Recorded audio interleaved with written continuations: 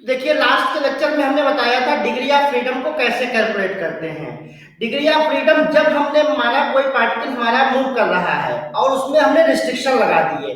अगर हम माने हमारे नंबर ऑफ पार्टिकल n है और 3D की बात करें तो n हमारे क्या हो जाएंगे, मोशन x में हो जाएंगे, n ही हमारे y में हो जाएंगे और n हमारे क्या हो जाएंगे, z में हो जाएंगे। तो टोटल हमारे कितने हो जाएंगे, डिग्री ऑफ फ्रीडम 3n हो जाएंगे।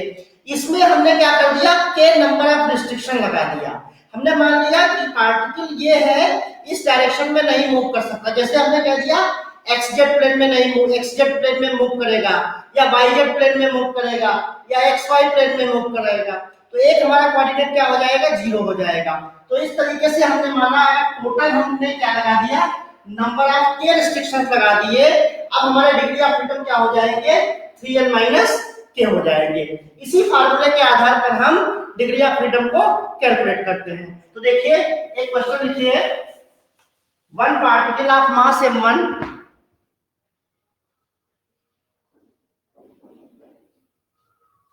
is constant to move on the surface of table. One particle of mass m1 is constant to move on the surface of table, while other particle of mass m2 can move only in vertical direction. Calculate degree of freedom. अब इस question में कहा गया एक particle जो है हमारा क्या कर रहा है, ये टेबल के अलावा मूव कर रहा है और दूसरा हमारा पार्टिकल क्या कर रहा है, दूसरा पार्टिकल हमारा क्या कर रहा है, वर्टिकल डायरेक्शन में मूव कर रहा है। अब हम डायग्राम बनाएंगे तो टेबल हम जब लेंगे तो हमने मान लिया हमारा ये हमारा मास क्या है, इस पार्टिकल का मास m1 है और ये क्या कर रहा है, टेबल के अराउंड मूव कर रहा है।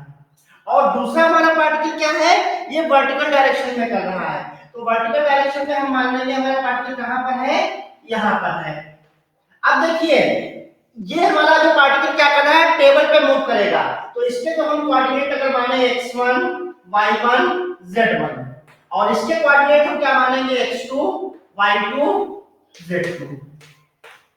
इसके साथ में जो टेबल की लेंथ होगी वो भी फिक्स होगी। तो देखिए यहां से x1 y1 z1, पहले पार्टिकल के लिए अगर हम टेबल की बात करेंगे तो z कंपोनेंट हमारा क्या हो जाएगा, z1 इक्वल टू 0 हो जाएगा। अगर हम डायरेक्शन ऐसे बनाए z इधर x और इधर y, तो हमारा z कोऑर्डिनेट क्या हो जाएगा, इसके लिए 0 हो जाएगा पहले पार्टिकल के लिए। और दूसरे पार्टिकल के लिए ये हमारा क्या करेगा, ये हमारा वर्टिकल डायरेक्शन में मूव करेगा, तो वर्टिकल डायरेक्शन के लिए इसमें क्या होगा, केवल z2 कंपोनेंट आएगा, ये ऊपर जाएगा या नीचे आ सकता है वर्टिकल डायरेक्शन में, तो इसका x2 कंपोनेंट 0 हो जाएगा और y2 कंपोनेंट 0 हो जाएगा। तो दूसरी वाली कंडीशन क्या हो जाएगी, x2 इक्वल टू 0 और y2 इक्वल टू 0।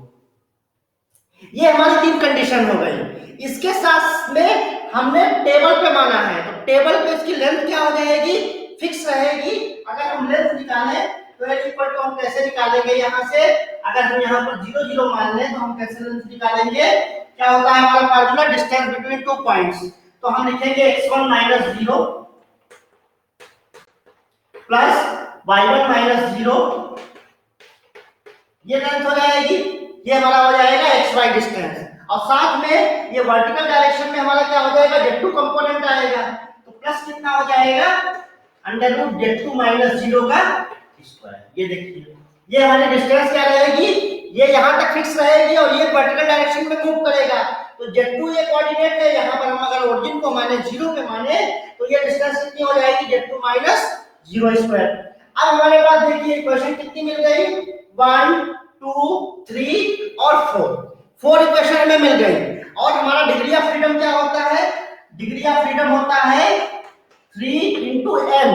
n हमारे कितने पार्टिकल है, m1 और m2, इंटू कितना हो जाएगा 2 माइनस 4, 3 इंटू 2 कितना हो जाएगा 6 माइनस 4 कितना हो जाएगा 2 हो जाएगा। तो डिग्री ऑफ फ्रीडम इसके कितने हो जाएंगे, 2 हो जाएंगे।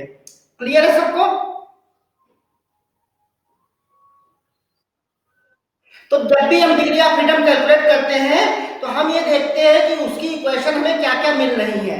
देखिए ये हमने इस प्रॉब्लम में हमने माना किस पे चल रहा है, ये क्वेश्चन में दिया गया टेबल पे मूव करेगा, तो टेबल पे मूव करेगा तो उसका z1 कंपोनेंट 0 हो गया। और दूसरा वाला पार्टिकल हमारा क्या करेगा, वर्टिकल डायरेक्शन में मूव करेगा, तो वर्टिकल डायरेक्शन में मूव करने के बाद x2 और y2 कोऑर्डिनेट क्या हो जाएंगे, 0 हो जाएंगे। और तीसरा हम क्या लेते हैं, लेंथ लेते हैं, तो लेंथ हम इस तरीके से निकालेंगे, ये यहाँ पे ये अंडर रूट इधर है और अंडर रूट इधर है, ये डिस्टेंस यहाँ से यहाँ तक की फिक्स रहेगी और यहाँ से लेकर यहाँ तक की फिक्स रहेगी।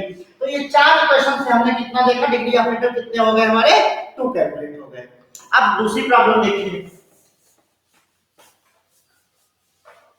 दूसरा क्वेश्चन लिखिए, masses m1 and m2, masses m1 and m2 are attached with a massless rod,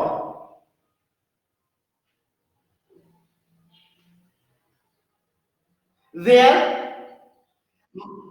हाँ masses m1 and m2, तो हमने माना दो पार्टिकल है, क्वेश्चन में दिया गया है दो पार्टिकल हैं जिनके मास क्या है m1 and m2, masses m1 and m2 are attached with a massless rod,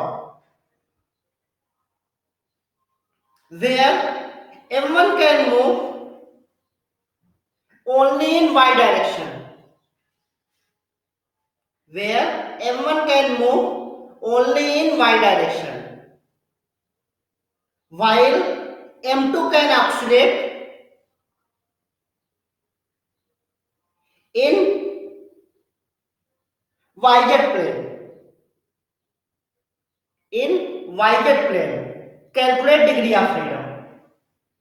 question सबको क्लियर हो गया? देखो क्वेश्चन में कहा गया है हमारे दो पार्टिकल हैं वो एक मासलेस रॉड से कनेक्ट किए गए हैं, मास जो हमारा पहला मास है पार्टिकल का वो हमारा क्या कर रहा है, केवल y डायरेक्शन में मूव कर रहा है, और दूसरा पार्टिकल हमारा क्या कर रहा है, yz प्लेन में ऑक्सीलेट कर रहा है। तो डिग्री ऑफ फ्रीडम कैलकुलेट करना है, तो हमने मान लिया ये हमारा कोई पार्टिकल है जिसका मास m1 है, ये हमने ऐसे बना लिया, और दूसरा हमारा पार्टिकल ये है, इसको ऐसे ब्लॉक से बनाया ऐसे, और ये हमारा कैसे रखा है, ये हमारा केवल y डायरेक्शन में मूव कर रहा है, और ये हमारा किस में कर रहा है, yz प्लेन में। इसका हमने मास m1 मान लिया, इसका हमने मास कितना मान लिया, m2 मान लिया, तो टोटल हमारे पार्टिकल कितने हो गए, 2 हो गए, तो टोटल डिग्री ऑफ फ्रीडम इसके कितने हो जाएंगे, 3 × 2 मींस 6 हो जाएंगे। अब हमें यहाँ पर देखना है रिस्ट्रिक्शन कितने होंगे, तो रिस्ट्रिक्शन के लिए जब हमारा m1 पार्टिकल y डायरेक्शन में मूव करेगा केवल, तो इसका x कंपोनेंट और z कंपोनेंट क्या हो जाएगा, 0 हो जाएगा। अगर इसके हम कोऑर्डिनेट माने x1 y1 z1 और इसके कोऑर्डिनेट माने x2 y2 z2, तो यहां से इसका कोऑर्डिनेट क्या हो जाएगा, x1 = 0 z1 = 0, ये तो हमारे रिस्ट्रिक्शन हो गए। अब m2 हमारा क्या करेगा, m2 केवल हमने कहा है क्वेश्चन में m2 can oscillate in only yz plane, तो yz प्लेन में अगर मूव करेगा तो x2 कंपोनेंट क्या हो जाएगा, 0 हो जाएगा, x2 कंपोनेंट कितना हो जाएगा, 0 हो जाएगा। ये तीन हमारे रिस्ट्रिक्शन हो गए। साथ में दोनों की लेंथ जब निकालेंगे तो लेंथ कितनी हो जाएगी, यहां से फार्मूला लगेगा x2 - x1 स्क्वायर, तो x2 यहां पे आएगा x2 - 0 square plus y2 - y1 square, तो y2 - y1 square plus z2 - z1, तो z2 यहां पे क्या हो जाएगा,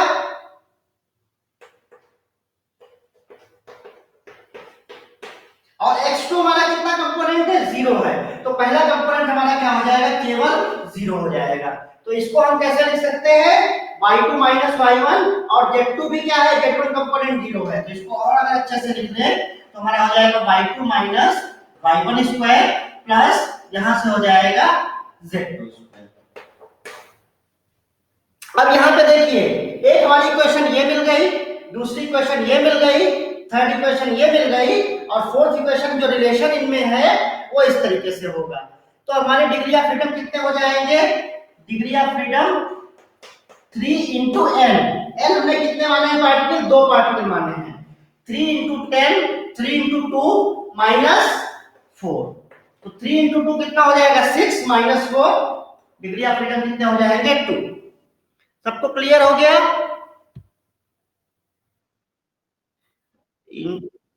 स्टूडेंट क्या बताए, इंटरनेट इश्यू हो रहा है क्या, प्रॉब्लम आ रही है कुछ समझने में? बताओ बेटा, अगर इंटरनेट इश्यू हो तो बताना, फिर हम दूसरे ऐप में क्लास लेंगे फिर।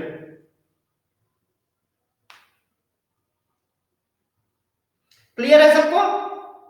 तो देखो यहाँ पे हमें क्या करना है, कांस्टेंट की इक्वेशन निकालनी है, रिस्ट्रिक्शन की इक्वेशन निकालनी है, और जो टोटल हमारे होंगे उससे हम क्या कर देंगे, नंबर ऑफ रिस्ट्रिक्शन को सब्ट्रैक्ट कर देंगे, तो हमारे डिग्री ऑफ फ्रीडम आ जाएंगे। इसी तरीके से एक और प्रॉब्लम लिखो, क्वेश्चन लिखो।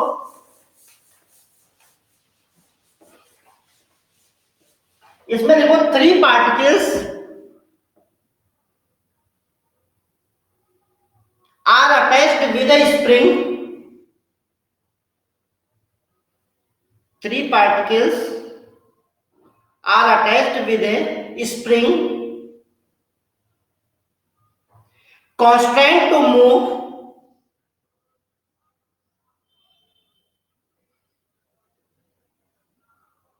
on the surface of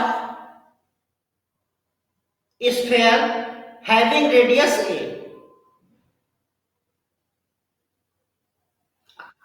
surface of circle having radius a, calculate degree of freedom।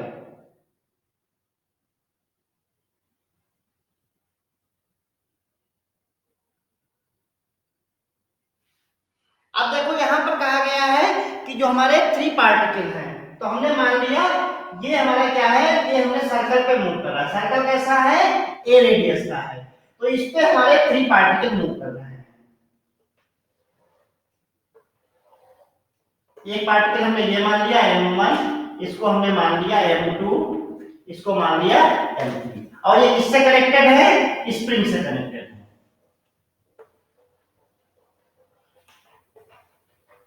ये स्प्रिंग से कनेक्टेड है।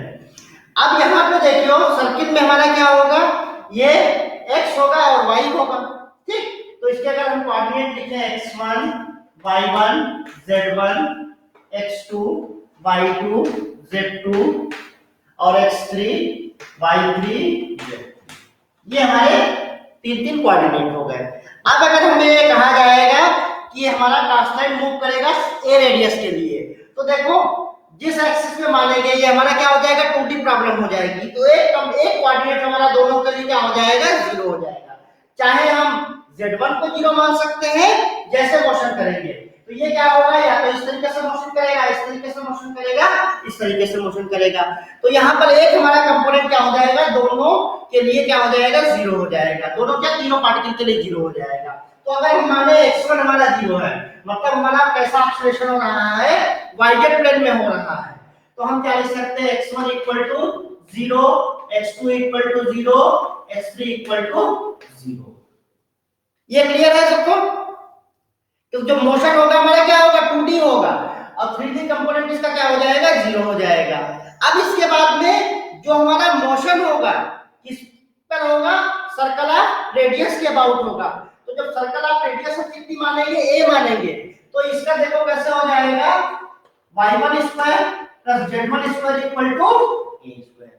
जो इसका y कंपोनेंट होगा और z कंपोनेंट होगा, दोनों का सम हमारा क्या हो जाएगा, सर्कल की रेडियस के बराबर हो जाएगा। दूसरा देखो y2 square plus z2 square equal to कितना हो जाएगा, ये भी हमारा क्या करेगा, दूसरा पार्टिकल ये भी ये रेडियस पर मूव करेगा, तो y2 square plus z2 square equal to a square, और तीसरी जो कंडीशन हो जाएगी y3 square plus z3 square equal to a square.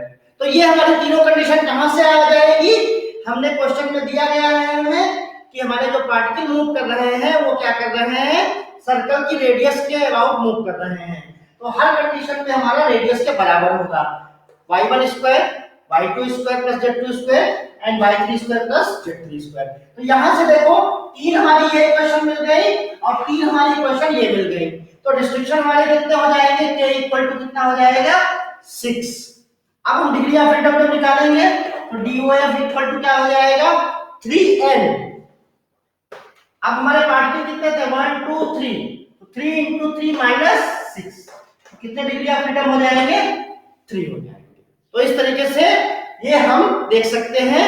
तो इस तरीके से हमने प्रॉब्लम आप लोगों को बहुत से बता दिए हैं, आप लोग इसको देखिएगा। और भी जो आपको प्रॉब्लम नेट की बुक में या कहीं से भी मिलते हैं आप उसको करिएगा। अगर कोई प्रॉब्लम आती है तो आप लोग हमसे पूछ सकते हैं।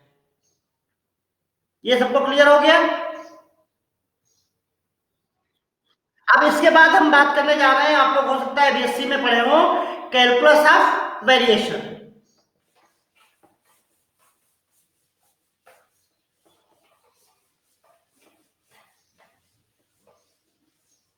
तो अगला हमारा टॉपिक है कैलकुलस ऑफ वेरिएशन।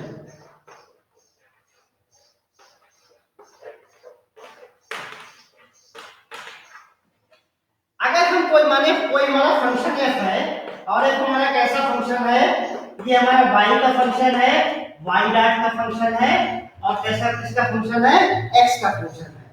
तो हम अगर इसको माने ये हमारा फंक्शन एक्सट्रीमम होगा। एक्सट्रीमम का मतलब क्या होता है बताइए आप लोग। एक्सट्रीमम का मतलब क्या होता है?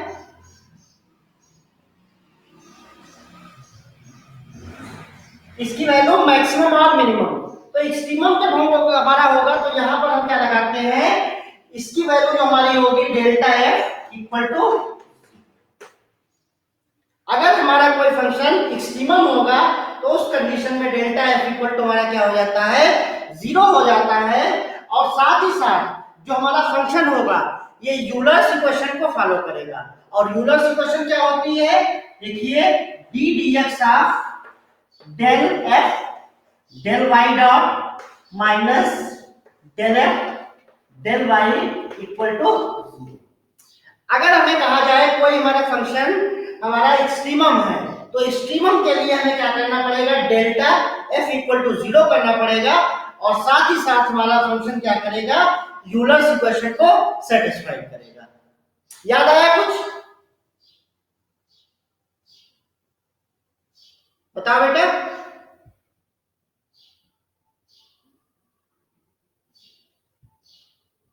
आवाज आ रही सबको? अब देखो यहां से अगर हमें क्वेश्चन में कहा जाए y डॉट को हम क्या लिख सकते हैं, y डॉट का मतलब यहां पर क्या है हमारा, y डॉट हमारा है dy बाई dx मान सकते हैं, ठीक, या t के रेस्पेक्ट में भी मान सकते हैं जैसे हमें दिया गया होगा। अब अगर हम बात करें कि कोई हमारा पॉइंट है, अगर हम डिस्टेंस बिटवीन टू पॉइंट्स को निकालना चाहें और उसका पाथ हमारा एक्सट्रीमम हो तो हम देखेंगे कि उसका इक्वेशन क्या आता है। देखिए यहां से अगर हम माने ये हमारे कोई पॉइंट है,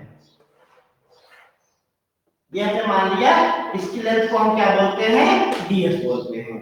और इसको अगर हम इस तरीके से लिखेंगे तो ये हमारा हो जाएगा dy हो जाएगा, ये dx हो जाएगा और ये dy हो जाएगा। हम क्या निकालना चाह रहे हैं, हम निकालना चाह रहे हैं दो पॉइंट के बीच जो डिस्टेंस होगी वो एक्सट्रीमम होगी तो वो इक्वेशन किस इक्वेशन को फॉलो करेगी। तो हमने माना ये हमारा डिस्टेंस बिटवीन टू पॉइंट्स दिया गया जिसको हम क्या लिखते हैं ds लिखते हैं।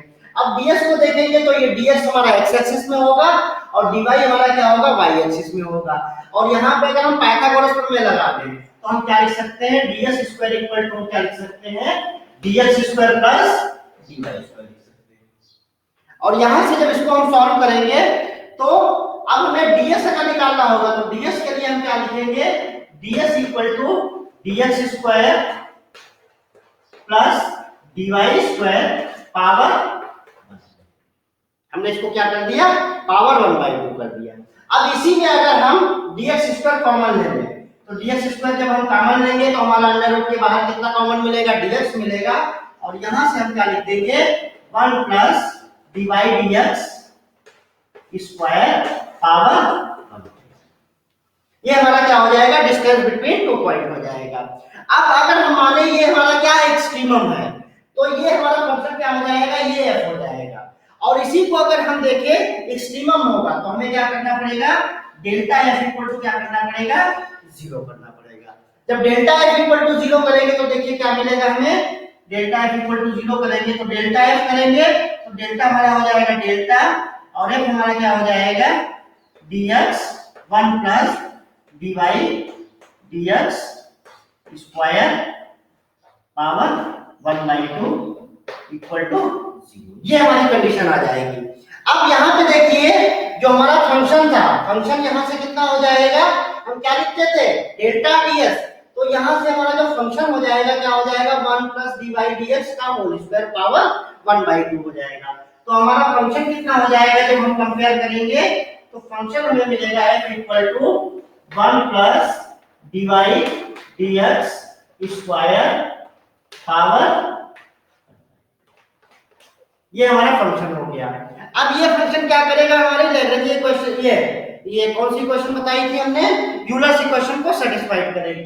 तो यूलर्स इक्वेशन को जब सेटिस्फाइड करेगी तो हमें क्या मिलेगा, क्या कंडीशन होती है, कंडीशन हमारी होती है del d dx del f del y dot minus del f del y equal to, और यहाँ पे ध्यान रखना y डॉट हमारा क्या होता है dy dx होता है।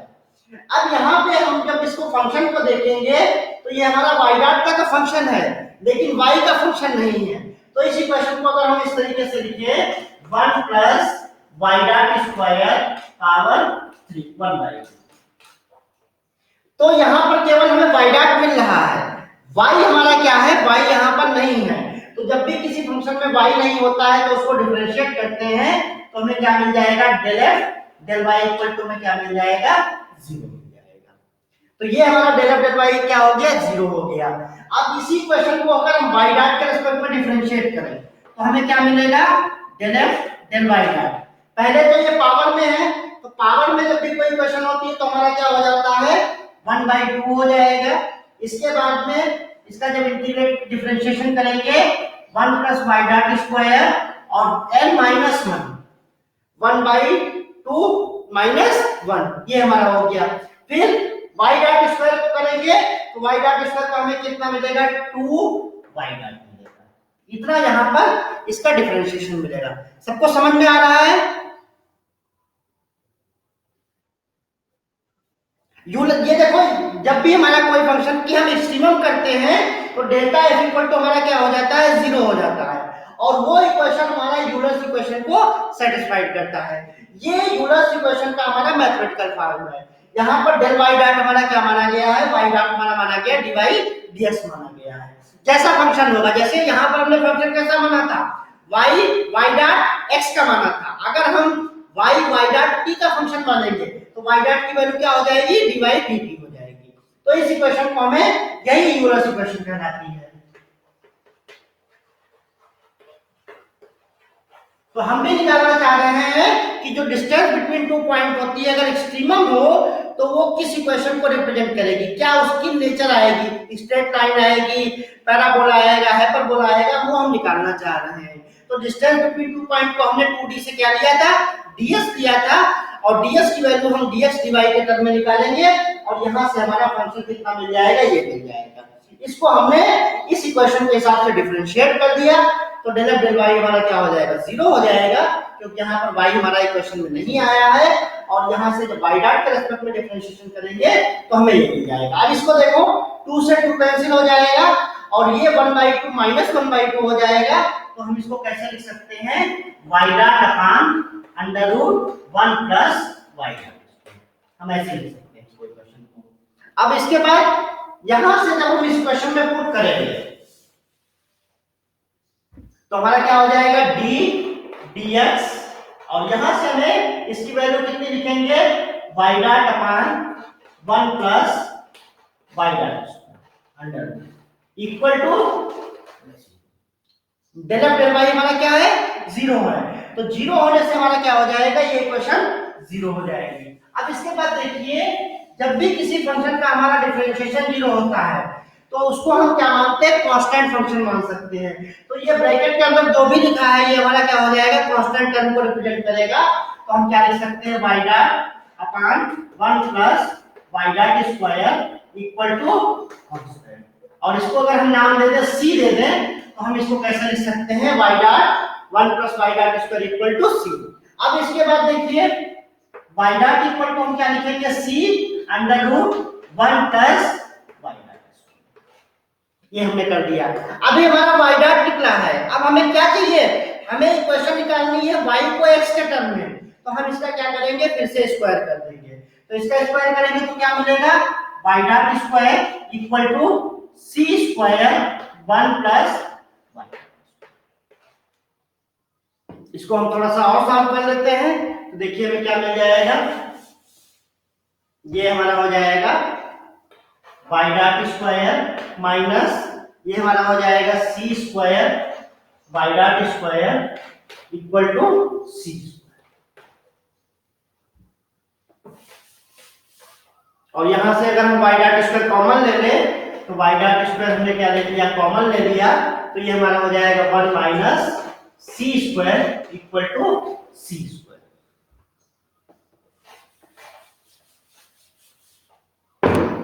1 माइनस सी स्क्वायर को फिर से हम कोई कांस्टेंट मान सकते हैं और यहां से फिर हमारा कांस्टेंट हो जाएगा।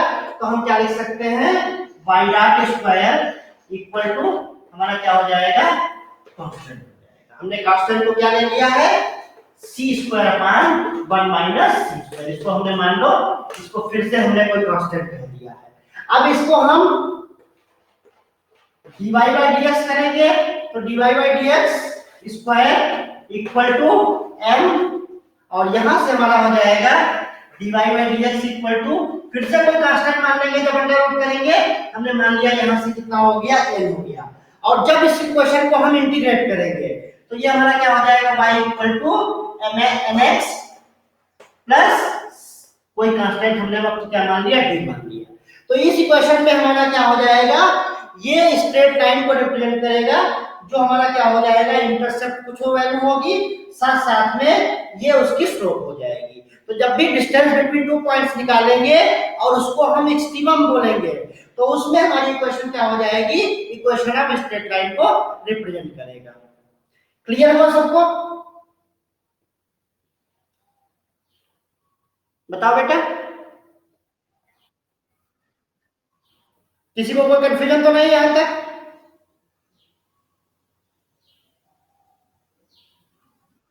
अब इसके बाद हम बात करते हैं जनरलाइज कोऑर्डिनेट की। जनरलाइज कोऑर्डिनेट हमारे क्या होते हैं और उसका क्या एप्लीकेशन।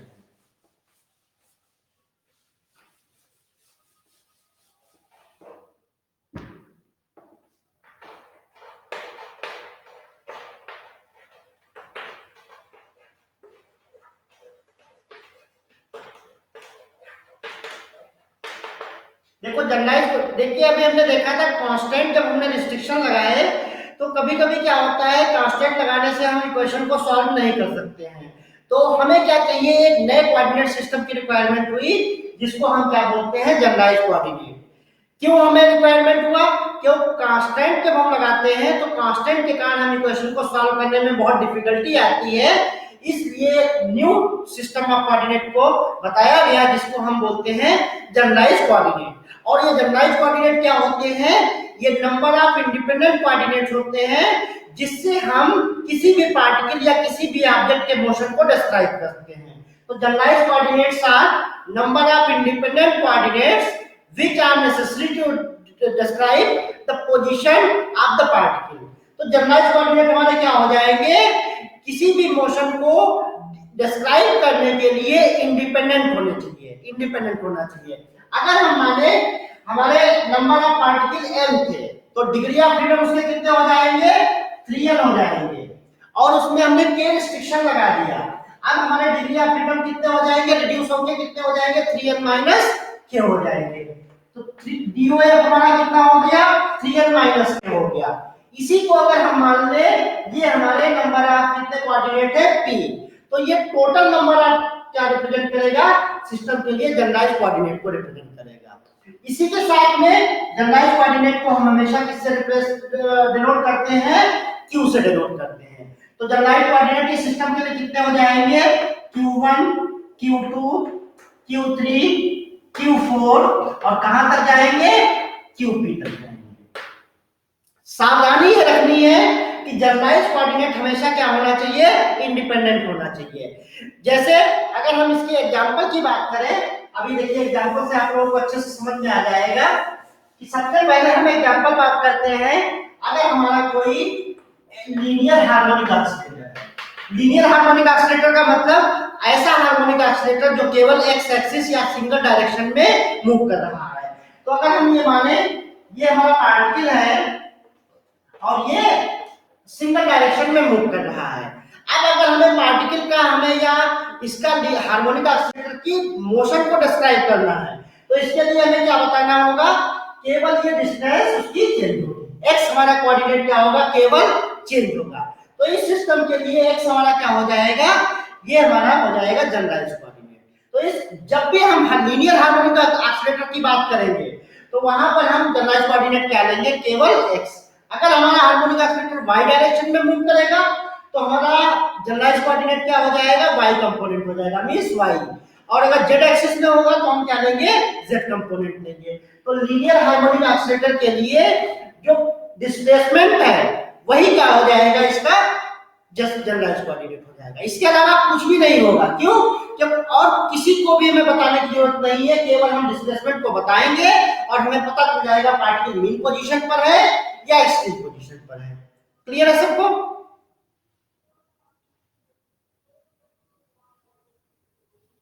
बताओ बेटा। अब ये हमारा हो गया लीनियर हार्मोनिक ऑसिलेटर के लिए हमारा जनरलाइज्ड कोऑर्डिनेट क्या हो गया, एक्स हो गया। अगर हम इसी में बात करें थ्री डायमेंशनल हार्मोनिक ऑसिलेटर, अब थ्री डायमेंशनल हार्मोनिक ऑसिलेटर के लिए हमारा क्या हो जाएगा, डिस्प्लेसमेंट एक्स में भी होगा, वाई में भी होगा और जेड में भी होगा। तो एक्स वाई जेड के पोजीशन बताने के साथ साथ हमारा क्या पता चल जाएगा, हार्मोनिक ऑसिलेटर की पोजीशन पता चल जाएगी। तो उस केस में हमारा जनरलाइज्ड कोऑर्डिनेट क्या हो जाएगा, एक्स कामा वाई कामा जेड।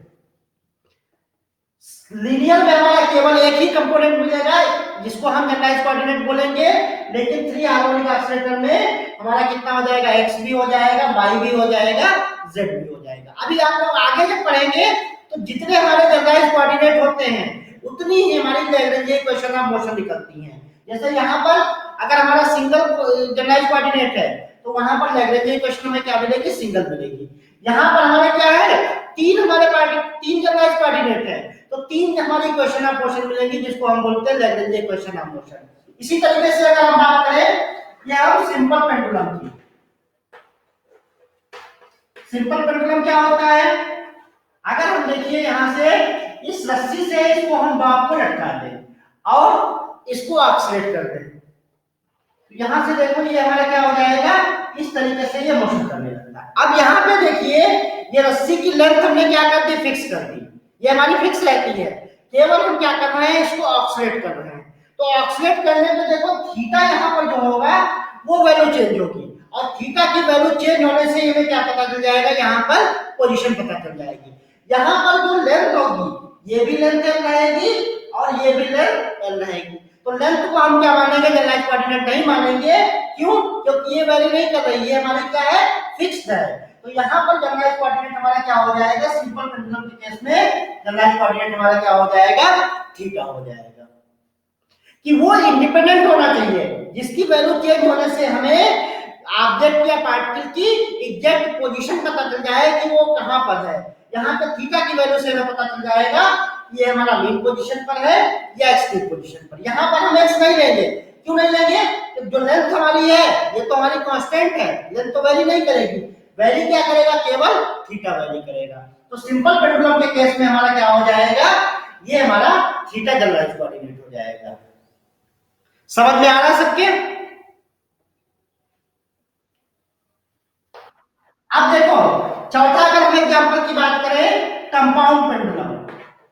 कंपाउंड पेंडुलम क्या होता है, अगर कोई हम रेक्टेंगुलर बार को रिजिड सपोर्ट से लटका देते हैं और उसको ऑक्सीलेट कराते हैं तो वो क्या करता है, टू एंड फ्रो मोशन करने लगता है। वहां पर भी क्या होगा, जो बार हमने लिया है, रेक्टेंगुलर बार लिया है, उसकी लंबाई हमारी क्या रहती है, फिक्स रहती है, कंपाउंड पेंडुलम। तो वहां पर भी हमारा क्या हो जाएगा, देखिए इसको डायग्राम में हम बनाएंगे कंपाउंड पेंडुलम के लिए। ये हमने रिजिड सपोर्ट कर दिया और ये हमने क्या ले लिया, रेक्टेंगुलर बार ले लिया।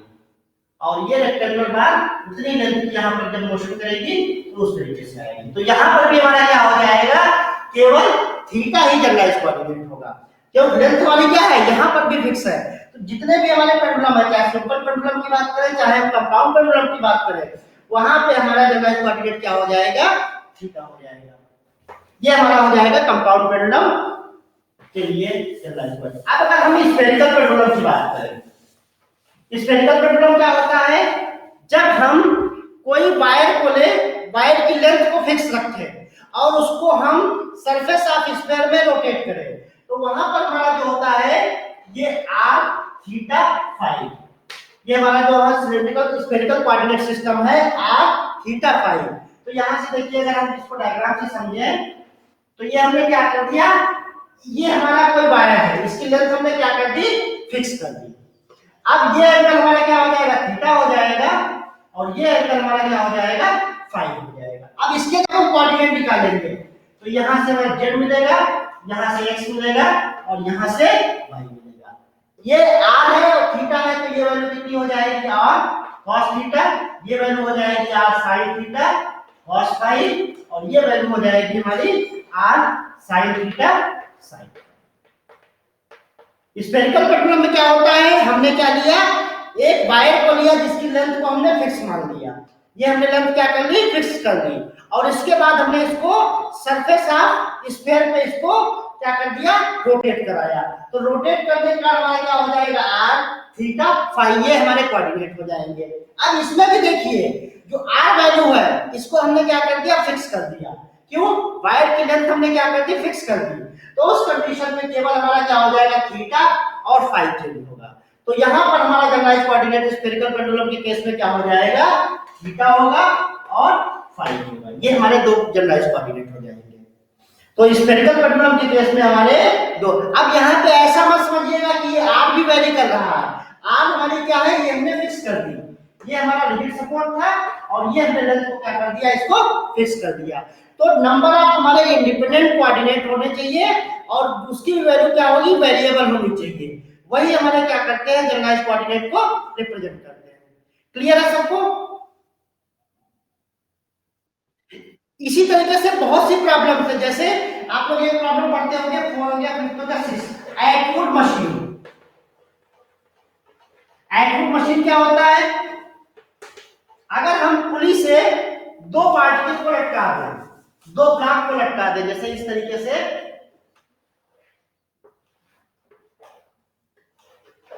और इसकी पूरी लेंथ हम क्या कर दें, फिक्स रखें, तो ये हमारा क्या होता है, ये हमारा सिस्टम कहलाता है एटवुड मशीन। अब यहाँ पे देखिए, ये अगर पूरी लेंथ l है और ये जब मोशन कर रहा है तो इसकी लेंथ x है, तो यहाँ से कितनी हो जाएगी, इसकी डिस्प्लेसमेंट l - x हो जाएगा।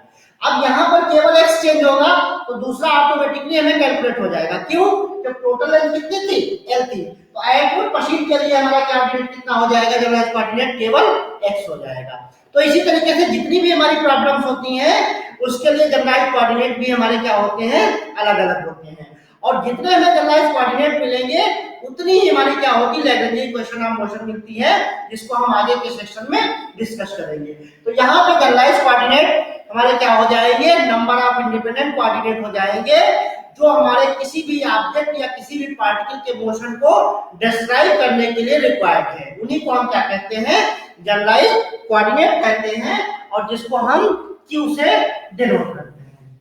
यहां तक सबको क्लियर हो गया?